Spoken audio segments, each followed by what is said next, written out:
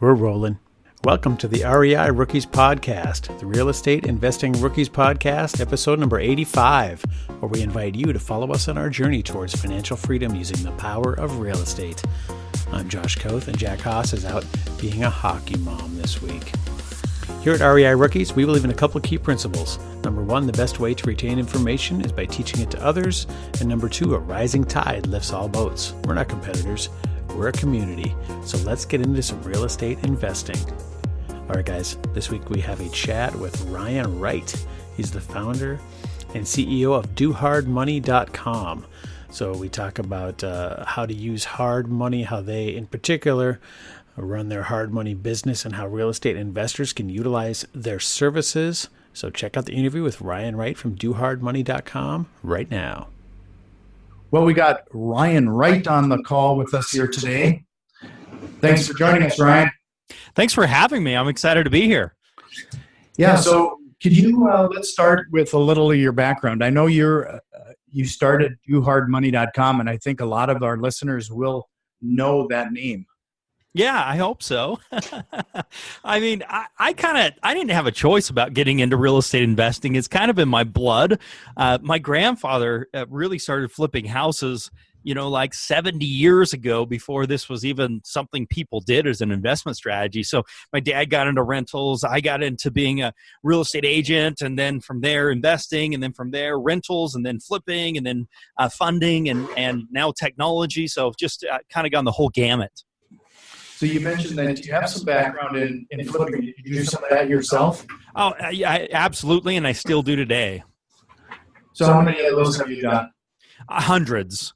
So I've been flipping properties now for 16 years.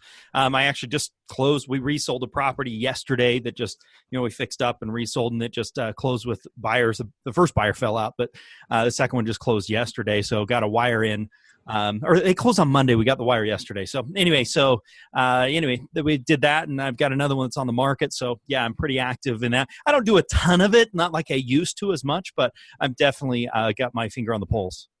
Yeah, it's kind of interesting because a lot of experience that I've had, especially with flippers in our market, they watch those TV shows and think it's a pretty simple process, but in the end, it's not that easy, is it? No, I mean, okay, you've got me. Now I'm going to get on my soapbox here. I mean, HGTV, all these shows that are out there, they're fantastic. I love watching them. We have them on the TV all day long. But the reality is, by the time I start lunch, they've already found the property, and they didn't even have to work that hard to get it. By the time I'm having a soda or getting a dessert, the property's fixed up and they've got money in their pocket. And it makes a process that takes agonizing months happen in 15 minutes or less.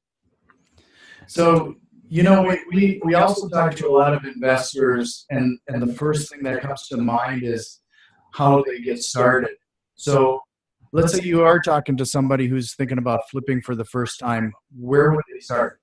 Well, I kind of have a passion for this, and so I love helping people do their first deal.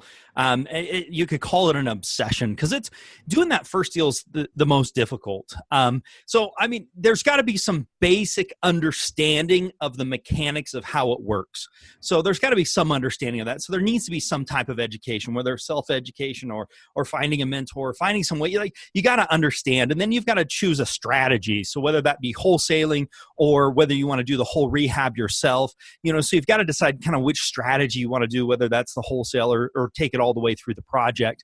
And then it's finding techniques, and I think there's great softwares to use, and we're really lucky. 16 years ago, you didn't have the type of data that's available for how much people own their houses, so you can target market to those. And then from there, it just becomes execution. But I think a lot of people don't realize that, it takes some work to do this. You just can't, run into a house and make money. You gotta go out there and find it. Yeah, and there's a lot of sweat equity, especially when you first start out too, right? Trial and error. I mean, your first couple deals, you think we deal with it all the time. We have people that go out there and they think they found a great deal, and by the time we send an appraiser or an evaluator out there to look at it, the numbers are significantly up. I mean, we've had deals where they think it's worth $200,000, and we have two independent values that come in at 100,000. And so there's part of this education process of saying, hey, you missed the boat here. And that's some people just get frustrated with that, or get upset about that, when the reality is it's a learning experience. Your first deal is not going to work out. The first property you pull up on Zillow or Redfin or whatever isn't going to be the golden property, and it takes a learning curve to do that. So I guess to get back to your real question is, I think you got to be patient and tenacious. You've got to be patient to make it happen, and tenacious of not giving up. If you're getting started, along with getting some education, going in the right direction. Yeah, you kind of fit into one of our mantras. It's persistence and consistency. That's big aspects to this. If people give up way too early, I think in fix and flipping or investing, and I do a lot with rental properties as well. It's not easy. It's simple, but it's not necessarily easy. The process is simple to do, but it's not necessarily easy. It just gets so glorified that it just makes it look like it's really anybody can do it, and they can, but it takes some hard work to make it happen. So when you're doing your flipping, where do you typically find your CMAs or your after repair values? Like, how do you calculate this? Yeah, so we have a technology that we have that taps into the multiple listing services. So we look at tax data and MLS data, so we can pull comparables in the area. The big mistake I see people making is they usually look for the most expensive home that's on the market or sold, and they say that's what my home's worth. Mm-hmm. And we really teach people, start with the lowest home. So do a 1 mile radius. Bedrooms and bathrooms within 10% or 20% of the subject property. Start with the least expensive home and work your way up. And once you find 3 good move-in ready, houses or remodeled houses, use those 3 as your comparables. Start with the lowest and work your way up. Don't start with the highest and work your way down. And that, I think, solves 90% of the issues that are out there. Also making sure you don't cross any boundary lines. Like if there's a busy street, this side of the tracks might be more expensive than that side. So you just have to be cognizant of natural barriers.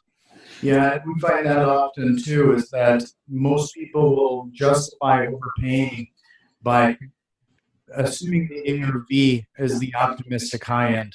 Yeah, and it's a rookie mistake. I don't think you see experienced investors making that same mistake. And if you end up getting more money for the property, great, but don't plan on it, because if you're so tight in the deal that if one thing goes wrong, you'll get yourself in trouble, you're probably going to get in trouble, because real estate investing is all about problem solving. Whoever's the best problem solver in real estate investing wins, and that comes down to the tools you have in your tool belt.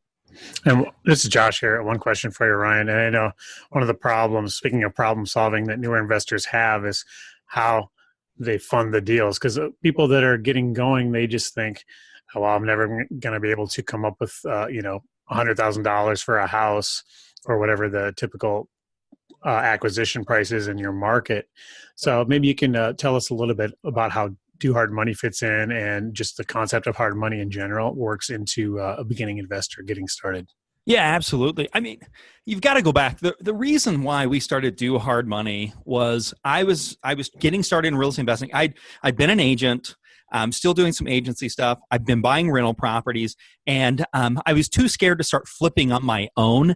And so, but I knew there was money to be had here. So I would find properties, and I would find an investor, and they would do the flip, and I would make the agent fees to find it and to sell it. And that's how we got going.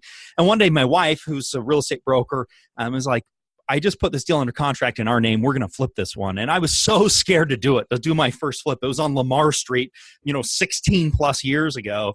And, so that was the first challenge. But then the next challenge I ran into was, who's going to fund this deal? So I had to work through the emotions of having the courage to do it. Even though I had this experience as an agent, I'd owned other properties, I'd helped other people do it, but that first deal of doing it myself was difficult. But finding money was so difficult. I'd call one guy and he'd say yes, and then this guy would say no, and then this guy didn't fund. And so it was just an ongoing problem. And there was a guy by the name of Dan that ended up funding this project for me. He gave me the money for the rehab and for the purchase. And, to this day, that guy changed my life. I still am in contact with him. But that started me years later when we started Do Hard Money. I had another client of mine that we'd helped liquidate a whole bunch of millions and millions of dollars worth of real estate, just a little at a time. And he said, hey, I've got $5 million with your name on it. What do you want to do? I've been, working with you. I trust you. You've done what you've said over, 5 years. And so then I said, hey, this is what we do. We're going to tell people exactly what we'll lend on, exactly what we won't lend on. If they bring a property that meets this criteria. And that's kind of how Do Hard Money was born, was just starting doing deals like that. And it became very popular. We looked at the hard assets, not the soft assets. And things really took off from there.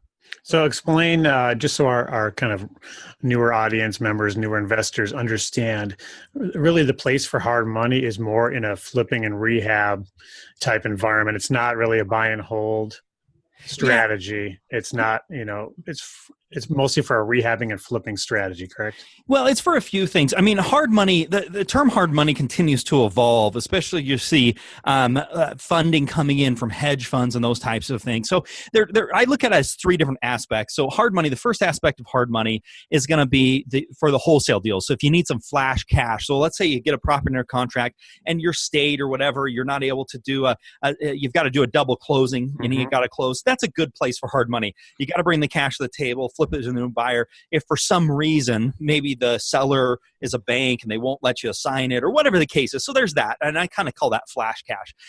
Then from there, rehabbing, it makes a lot of sense. If you're going to go to a bank and the property's in poor condition, they're not going to want to do the loan.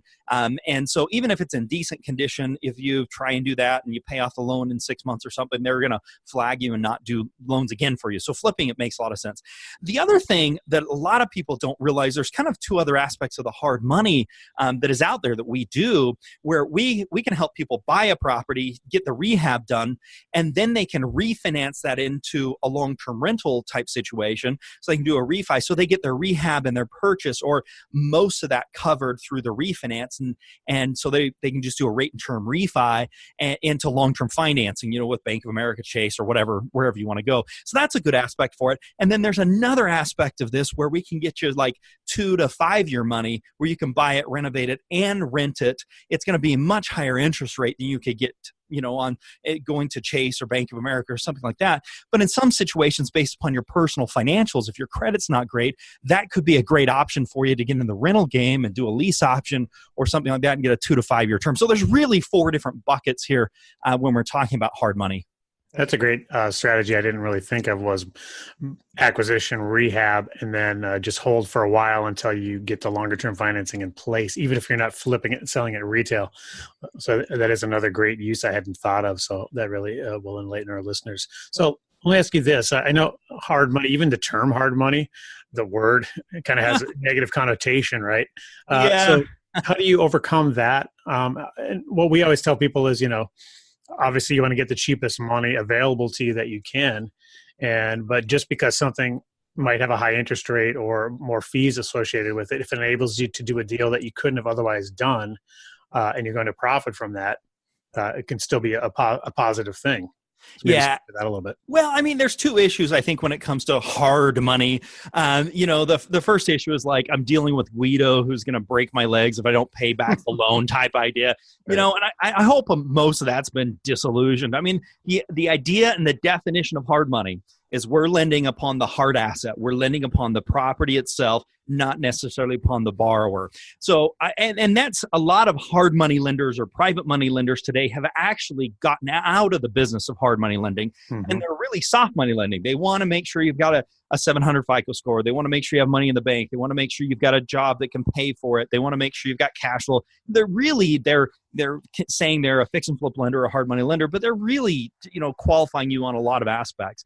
I think there's only a few out there that are really true hard money lenders that are saying, hey, as long as you don't have background problems and you want to buy the FBI, and as long as you're not in a bankruptcy and you don't have judgments against you, as long as you're buying a good deal, we can get the deal done for you. And that's what I would consider a true hard money lender, is they really are looking at the assets unless you have something really nasty on there. I mean, we've done loans for guys that have credit scores that are 200.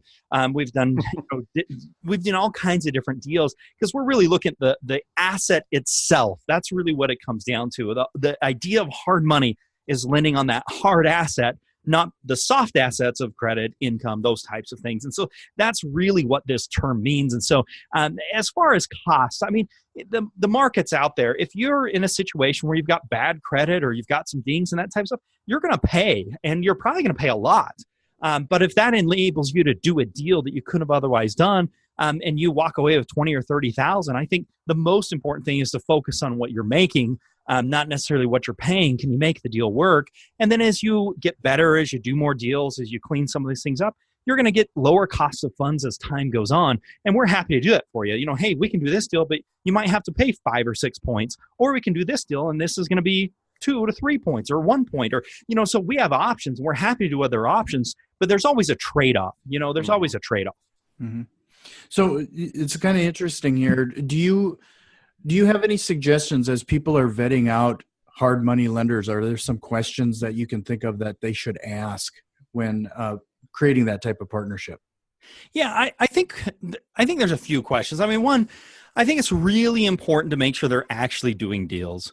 I met one of my best buddies. I met him like 13 years ago, because he called my office when we started the lending and that stuff. And the hard money lender that was going to fund his deal at really good points, named Joe Blow, ended up not wiring, and he was sitting at the closing table with a deal, and he was going to lose a $50,000 profit if it didn't fund. And he called my office desperate, like, I need this. And so luckily we were able to put something together, and we've been friends to this day. And, we go to Lake Powell every year and that type of stuff. So, yeah, I mean, that's the important thing is, making sure that you're dealing with a place that actually has a track record of doing deals. There's, any Tom, Dick, and Harry's out there. The other thing, it's a really big point, is there's a lot of brokers out there that are brokering to a broker, to a broker, to a broker. And so although we can act in some capacities as a broker on occasion, we're dealing with either a hedge fund or we're dealing with private capital or our own capital. And so it's not something where we're relying upon a daisy chain of 5 brokers. And so I think understanding where the funds are actually coming from and what the source of those funds are is going to be really important, as well as making sure they have a track record of actually doing it, because those two issues I think are really big. Yeah, one thing I saw was kind of a red flag when someone else was talking about looking for, you want a true lender versus a broker, was if they have a range of borrowing from 2,000 to 20 million or some crazy amount. Yeah. That's just unrealistic, and they're probably just shopping that around. They're not the lender themselves. So you want to be dealing with the person who is doing the actual lending. Yeah, absolutely. And I mean, even with our relationships, like we've got a relationship with $1 billion hedge fund.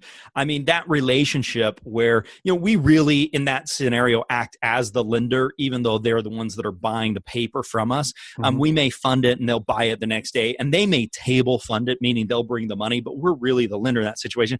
But a relationship like that takes a year to get vetted, and financials and FBI checks and all this kind of crazy stuff to get into a situation like that. When you've got to have a track record. So those types of relationships with, $1 billion hedge funds are not easy to come by or qualify for. And so it's just really important. I think also dealing with somebody that's got some options, so we just don't have one, we don't ride with one trick pony type of an idea. So. Question for you. If someone has a property they're looking to acquire to flip, what type of time frame, lead up time should they reach out and talk to you? Obviously, the more the better, but how quickly can deals come together? Yeah, here's the thing. We can do deals really fast. And I think I shouldn't necessarily focus on us. I think most hard money lenders can do deals fast. It really comes down to how fast everything else can happen. So number one, we are going to need access to get inside the property. We've got to get in there. Our appraiser or evaluator, an inspector potentially is going to need to be able to get in the property. So that's kind of the first thing. So if you take 2 weeks to get us inside the property, that's going to hold us up. If you can get us in the property tomorrow, we'll be there tomorrow. So that's kind of a thing that people just don't realize. Every single little hiccup, they can't get you in until next week. It's like, okay, then that's going to delay closing by a week, So lots of people forget about that. The next hurdle that we usually get into is contractor bids. Like, we need legitimate contractor bids. We want licensed contractors. And then our project managers are going to talk to the contractor and vet that bid to make sure that they're industry standard. So if you take 2 weeks to get me a contractor's bid, that's going to delay closing. So we're dealing with that. And then we're dealing with title insurance, right? If title insurance, some states, some title insurance companies get it to us in a couple days. Some of them take 2 weeks. So that's going to delay closing. Hazard insurance, same thing. If they get it to me in a day. So, I mean, the reality is if we have a complete file, we can close in like 5 days. we most of the time tell people plan on about 15 business days because it usually takes that long. Now, we can close really fast. 5 business days, but that's from the time I have a complete full file. We can finalize with underwriting. We can draw docs, get legal together, send it over to close. I mean, we can do that really fast, but it usually takes a couple of weeks to get those other things, and sometimes longer. I mean, it could take 45 days if it takes us, but it's really dependent upon all the other players. We're as fast as lightning around here. It just comes down to making sure we have everything that's needed to close a file. So I would imagine that you're taking some private money or peer money to fund these type of deals as well. Is there ways for people to get involved? Yeah, I mean, we deal with high net worth individuals that have capital. They want to get better returns than other things backed by real assets. So yeah, if somebody's interested in that, they could talk to us. And then we've got hedge fund capital that we utilize as well. So a combination between those two is how the deals are getting funded. Sure. So we've been just changing the subject a little bit. Josh and I have both been looking at self-directed 401ks lately. Love it. Yeah. Could you give us a little, I know you have a little expertise around that. Well, I love self-directed. I've been doing self-directed for probably 15 years now. I really like it. I really like the ability to do whatever I want to do with that investment. So if I want to do loans with that, which is what I do with mine, or if I want to buy a property with that, those types of things. You can get into some trouble, potentially with some taxation with the unrelated business or related business tax. I can't remember the thing. So you want to be careful on that and get some tax advice. I can't speak to that. That's not my forte, but making sure, you've got a good custodian that understands that. If it's profitable, if you can get checkbook control, where you can designate those. One of the problems we ran into is every time if that custodian every single time has to do the paperwork and turn it in, it can slow down some transactions. Not impossible, but it can slow it down. And just making sure you're with a good place. And then it just comes down to making sure there's no self-dealing. That's probably the biggest thing that people get in trouble is they self-deal. They do a loan for a family member, a friend, or they put money or commingle funds. So as long as you think differently, like this money can't be touched by anything. One of my other business, if you own a construction company and you're, buying the property, your construction, you can't make money with that. You can't have all these, there's all these self-dealing rules, but it doesn't take a long time to get up to speed on that. And if you do, I think it's, and personally, I'm a big fan of the Roth 401k, self-directed. So you're paying your taxes, putting the money in. I know there's a huge debate over, is taxes going to go up or going to go down, whatever, 20 years from now. I don't really care because I can grow the money so fast within that vehicle. And then if I can take it out tax-free, I'm so much happier. So, there's that. And you can actually do a self-directed where you've got your 401k and your Roth 401k combined as a percentages. And you could even combine it with your wife and set up a new LLC. There's all kinds of different things. We could talk for hours. It sounds that way. So I think we're probably coming up to the close of this, but we kind of like to close out with a couple things. One of them is, what are you reading right now? I've got to get the actual title. Hang on, let me see. The current book I'm in the middle of is High Performance Habits, Brendan Burchard. Oh, sure. I wanted to get the right title. That's why I had to grab it off my bookshelf. Yeah, that's on one of my short lists to get to here soon. Yeah, it's good. So what's one of your favorite books? Probably my favorite of all time, because I named my son after someone in it, is called Atlas Shrugged. Oh, sure. Yeah, we actually interviewed somebody recently, and I was surprised they were a millennial and they actually knew what the book was. Wow, that's amazing. Hopefully they've been listening to me because I preach Atlas Shrugged. My son is named Taggart after Taggart Transcontinental. I went through all the names in that book and there was like nothing, Hank or, these things. And I'm like, okay, Taggart, I can do that. So, and I'm a Ryan. There was like 6 Ryans in my class. And so Taggart's a unique name we're excited about. So I know you've written a few books yourself. I have. And where would they find more information about you, how to pick up some of your books? Yeah, absolutely. I mean, you can go to Barnes & Noble, Borders, Amazon. You can find, I've got several different books that I've written. You can also go to our website. If you want a copy, you can get a free copy of one of the books I've written here, The Most Powerful Secrets of Getting Real Estate Deals Done, dohardmoney.com/REI-rookies. You can get a free copy of that. How to Get More Money You Can Ever Handle, A Real Estate Investor's Guide to Funding Deals is the book I've got there. I've also got a book on short sales and several different ones. But that one, I think, it kind of going back to your question, like, how do I get started with this? That book kind of answers the question of how to get the money stuff in place before you go out there shopping. Well, we can't thank you enough for being on the show here this week, Ryan. It was a pleasure to chat with you. Oh, thanks for having me. I really enjoyed it. Thanks, Ryan. All right, guys, that was Ryan Wright, CEO of dohardmoney.com. Make sure you check out dohardmoney.com. And he also made a special page at dohardmoney.com/REI-rookies-podcast. We'll put the link in the show notes, of course, and you can grab a copy of his book there. And make sure, while you're on the internet, head over to iTunes, subscribe, rate, and review our podcast. It really helps other rookie investors out there find the show. Also, hit us up on Facebook, Instagram, and Twitter at REI Rookies. And remember, get off the bench and get into the game. We'll see you next time. I don't like to tell a man what to do with his money, but if you ain't investing in property, then you're dumber than a dummy. I'm not dumb. I'm smart. Well, buy property. That's my advice.